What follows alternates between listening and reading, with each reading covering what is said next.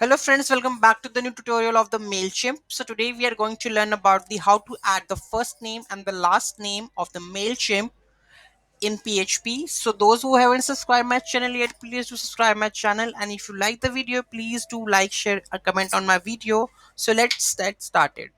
So for the first name and the last name, there is a key. We need to check what exactly the name of that key is. So here we have to add the name of that one.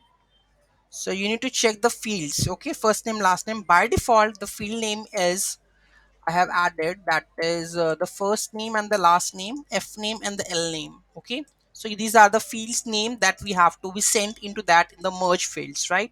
So F name, L name, that you need to send and change. I have changed the email address. Let's see it is working or not. Let's clear this one part.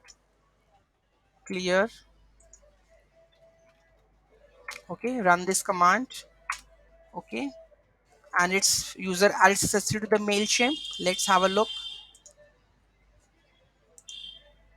Name and the first name, last name should be there.